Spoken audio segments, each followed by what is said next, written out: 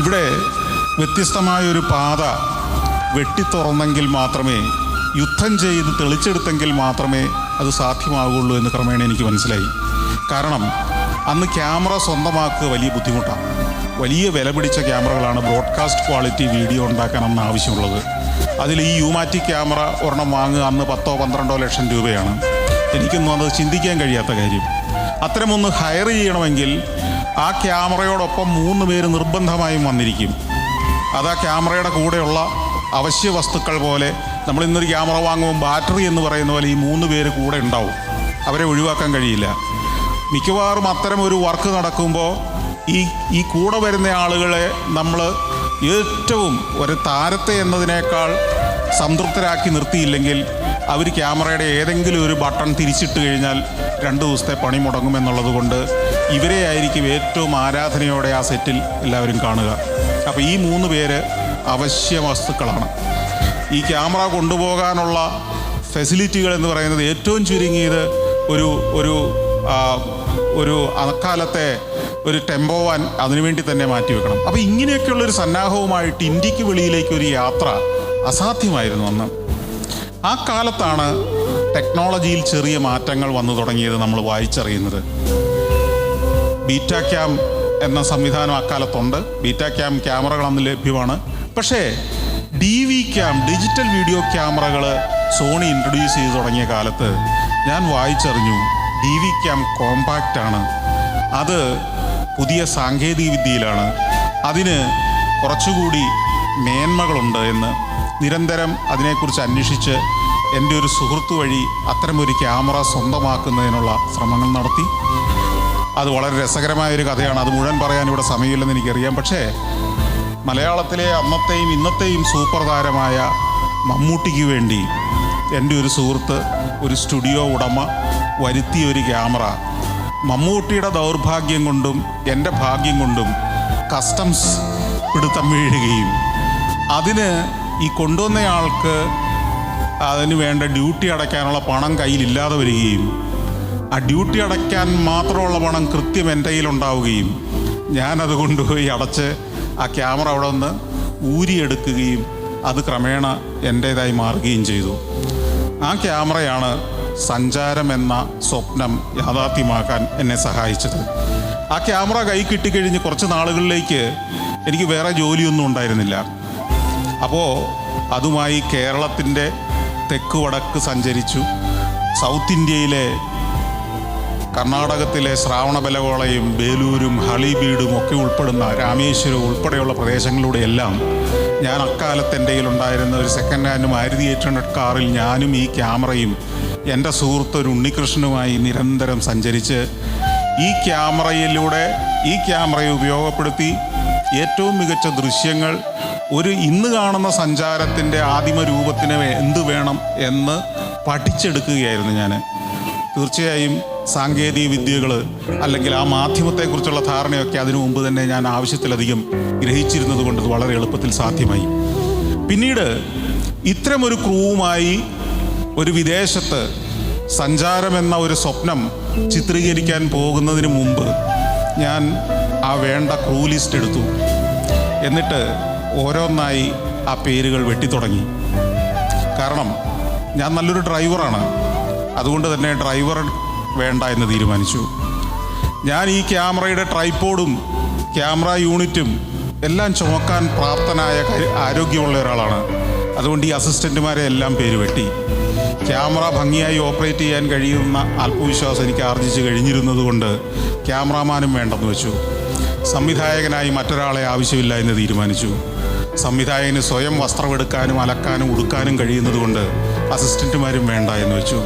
തിരക്കഥ എഴുതാനും അതിനാശയം പറഞ്ഞു കൊടുക്കാനും എനിക്ക് കഴിയുമെന്ന് എനിക്ക് ബോധ്യം വന്നതുകൊണ്ട് തിരക്കഥാകൃത്തും വേണ്ട എന്ന് തീരുമാനിച്ചു. അങ്ങനെ ഞാനും ഈ ക്യാമറയുമായി 1997 ഒക്ടോബർ 24 നേപ്പാളിലേക്ക് കൊച്ചിയിലെ സൗത്ത് റെയിൽവേ സ്റ്റേഷനിൽ നിന്ന് ആരംഭിച്ച യാത്ര ഇപ്പോൾ ഏറ്റവും അവസാനം ഉക്രൈൻ എന്ന രാജ്യത്തെ നിങ്ങൾ കേട്ടിട്ടുണ്ടാവാൻ ഇടയുള്ള ചെർണോബിൽ എന്ന ആണവ ദുരന്തത്തിൻ്റെ ഭീകരമായ കഥ പറയുന്ന ആ ആണവ നിലയത്തിൽ വരെ പോയി ചിത്രീകരിച്ച് ഞാൻ മടങ്ങിയെത്തിയിട്ട് 2 ദിവസങ്ങളേ ആയിട്ടുള്ളൂ. ഇപ്പോൾ എന്നെ അളന്നു നോക്കിയാൽ കുറച്ച് റേഡിയേഷൻ എൻ്റെ ശരീരത്തിലുമുണ്ട്.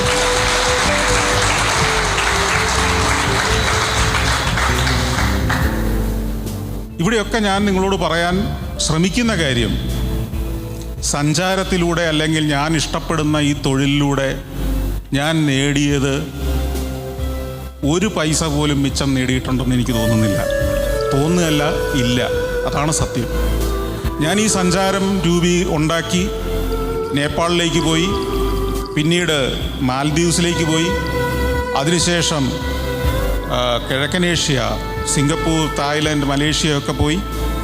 ഇതെല്ലാം കഴിഞ്ഞ് തിരിച്ചു വരുമ്പോഴും ഓരോ യാത്രയും കഴിഞ്ഞ് വരുമ്പോൾ ആ പരിപാടിയെ എഡിറ്റ് ചെയ്ത് ഒരു ട്രാവൽ പരിപാടിയാക്കി ദൂരദർശനിൽ ഞാൻ എത്തിക്കും, ഏഷ്യാനെറ്റിലെത്തിക്കും. ആ സമയമായപ്പോഴേക്കും കൈരളി TV ആരംഭിച്ചിരുന്നു, അവിടെ എത്തിക്കും. ഈ കാസറ്റുകൾ അവരുടെ ലൈബ്രറികളുണ്ട്. പ്രോഗ്രാം പ്രൊഡ്യൂസേഴ്സിനോട് കാര്യങ്ങൾ പറയും.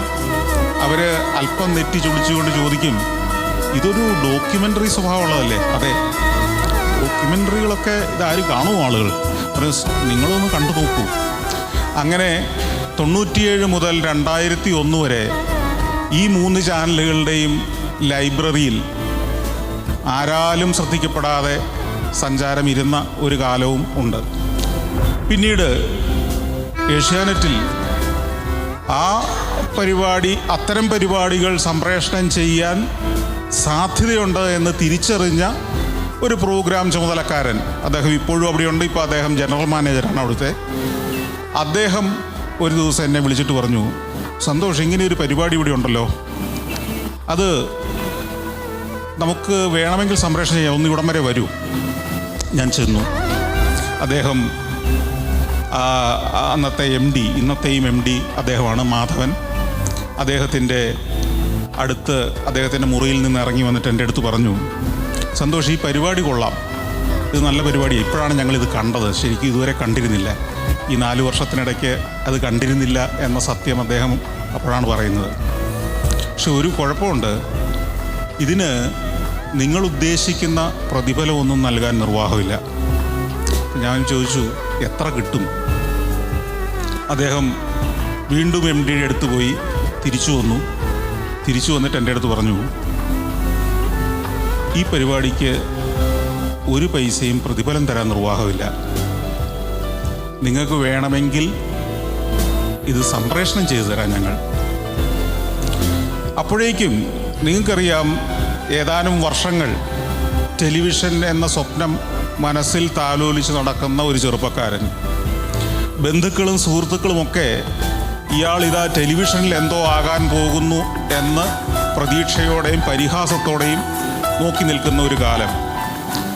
സഞ്ചാരം എന്നൊരു സ്വപ്നവുമായിട്ട് യാത്രകൾ തുടങ്ങിയിട്ട് വർഷം 5 ആകാൻ പോകുന്നു. അതിൽ ആദ്യ എപ്പിസോഡുകൾ ചിത്രീകരിച്ച് എഡിറ്റ് ചെയ്ത് കഴിഞ്ഞിട്ട് തന്നെ 4 വർഷമായി. ഈ 4 വർഷം കൊണ്ട് സുഹൃത്തുക്കളും ബന്ധുക്കളും ഒക്കെ വീഡിയോ കാസറ്റുകളായി ഇത് കണ്ടു കഴിഞ്ഞു. പക്ഷെ ഇപ്പോഴും സംപ്രേഷണം തുടങ്ങിയിട്ടില്ല. അക്കാലത്ത് എനിക്ക് എൻ്റെ ബന്ധു വീട്ടുകളിലേക്ക് പോകാൻ മടിയായിരുന്നു, ഭയമായിരുന്നു, ഇവരെങ്ങാനും ഇതിനെക്കുറിച്ച് ചോദിച്ചെങ്കിലോ എന്ന്. എനിക്കെൻ്റെ ബന്ധുക്കളുടെ സുഹൃത്തുക്കളുടെ മുഖത്ത് നോക്കാൻ ലജ്ജയായിരുന്നു. കാരണം 5 വർഷമായി സഞ്ചിയും തൂക്കി നടക്കുന്ന ഒരുത്തനെ ലോകം സഞ്ചരിച്ച, ലോകം കാണാൻ ഇറങ്ങിയ, നാട്ടുകാരെ ലോകം കാണിക്കാൻ ഇറങ്ങിയ ഒരുവനെ എങ്ങനെയാണ് നമ്മുടെ നാട്ടുകാർ അന്ന് കണ്ടിരുന്നതെന്ന് നിങ്ങൾക്ക് ഊഹിക്കാവുന്നതേ ഉള്ളൂ. തിരിച്ച് വീട്ടിലേക്ക് പോകണമോ എന്ന് പോലും ചിന്തിച്ച യാത്രകളായിരുന്നു അക്കാലത്തെ എൻ്റേത്. പരാജയപ്പെട്ട് കഴിഞ്ഞു എന്ന് എനിക്ക് ഉറപ്പായിരുന്നു. ആ അവസ്ഥയിൽ അവസാനത്തെ അടിയാണ് ഏഷ്യാനെറ്റിൽ നിന്ന്. പരിപാടി കൊള്ളാം, പക്ഷേ ഇപ്പോഴത്തെ സ്ഥിതിയിൽ ഈ പരിപാടിക്ക് പൈസയൊന്നും തരാൻ നിർവാഹമില്ല. ഞാൻ അവിടെ ഒരു 2 മിനിറ്റ് സമയം തരാൻ പറഞ്ഞു എനിക്ക്. ഞാൻ അവിടെ ഒരു കസേരയിൽ മാറിയിരുന്ന് ചിന്തിച്ചു, ഇതിന് പൈസ വേണം എന്ന് ഞാൻ വാശി പിടിച്ചാൽ ഏഷ്യാനെറ്റ് ഈ പരിപാടി സംപ്രേഷണം ചെയ്യില്ല. പൈസ വേണ്ട എന്ന് ഞാൻ സമ്മതിച്ചാൽ ചിലപ്പോൾ അടുത്ത ആഴ്ച മുതൽ സംപ്രേഷണം ആരംഭിക്കും. എന്നെ സംബന്ധിച്ചിടത്തോളം എനിക്കെൻ്റെ നാട്ടിലേക്ക് ചെന്നിറങ്ങണമെങ്കിൽ ഏഷ്യാനെറ്റിൽ ഈ പരിപാടി സംപ്രേഷണം ചെയ്തേ പറ്റൂ. ഒരു എപ്പിസോഡെങ്കിലും ടെലിവിഷനിൽ വന്നാൽ എനിക്കെൻ്റെ വീട്ടിലേക്ക് ധൈര്യപൂർവ്വം കയറിച്ചെല്ലാം. അപ്പോഴേക്ക് ഞാൻ വിവാഹം കഴിച്ചിരുന്നു. എനിക്കെൻ്റെ ഭാര്യ വീട്ടുകാരുടെ മുഖത്തേക്ക് നോക്കാം. ഞാൻ സമ്മതിച്ചു, സംപ്രേഷണം ചെയ്യാം, പൈസ വേണ്ട. അങ്ങനെ ഏകദേശം 2001 മുതൽ 2012 വരെ 1 രൂപ പോലും പ്രതിഫലം വാങ്ങാതെ ഞാൻ സഞ്ചാരം നിർമ്മിച്ചു കൊടുത്തുകൊണ്ടിരുന്നു. ഏഷ്യാനെറ്റ് ഒരു പൈസയും എനിക്ക് തന്നില്ലെങ്കിലും ഏഷ്യാനെറ്റ് എന്നെ ജീവിക്കാൻ പഠിപ്പിച്ചു കഴിഞ്ഞിരുന്നു. അപ്പോഴേക്കും ഞാൻ സഞ്ചാരം ഏതാനും എപ്പിസോഡുകൾ സംപ്രേഷണം ചെയ്തു കഴിഞ്ഞപ്പോഴേക്കും ഏഷ്യാനെറ്റിൽ നിന്ന് ഈ പറഞ്ഞ സുഹൃത്ത് തന്നെ, അദ്ദേഹത്തിൻ്റെ പ്രശ്നങ്ങൾ ആദ്യമേ പറഞ്ഞിരുന്നല്ലോ, പണത്തിൻ്റെ പ്രശ്നം, എൻ്റെ അടുത്ത് പറഞ്ഞു, പലരും ഏഷ്യാനെറ്റിൽ വിളിക്കുന്നുണ്ട്, ഇതിൻ്റെ CD കിട്ടുമോ എന്ന് ചോദിക്കുന്നുണ്ട്. ആ വിളിക്കുന്ന നമ്പറുകൾ നിങ്ങൾക്ക് തരാം, നിങ്ങൾക്ക് ഇതിൻ്റെ CDകൾ കുറച്ചൊന്ന് പ്രിൻ്റ് എടുത്തുകൂടെ. ഞാനത് വലിയ കാര്യമാക്കിയില്ല ആദ്യം. ഇനി അതിനും കൂടിയുള്ള പണം മുടക്കാൻ നമ്മുടെ കയ്യിലില്ല. വീണ്ടും ഏതാനും ആഴ്ചകൾ കഴിഞ്ഞപ്പോൾ ഏഷ്യാനെറ്റിൽ നിന്ന് പലരും വിളിക്കാൻ തുടങ്ങി, അവിടുത്തെ റിസപ്ഷനിസ്റ്റ് ഉൾപ്പെടെ. ഇവിടെ പലരും ഇങ്ങനെ വിളിക്കുന്നു, സഞ്ചാരം എന്ന് പറഞ്ഞ പരിപാടിയുടെ CD കിട്ടുമോ എന്ന് ചോദിക്കുന്നു. അപ്പോൾ എനിക്കൊരു തോന്നൽ, ഇത് CD ആക്കിയാലോ.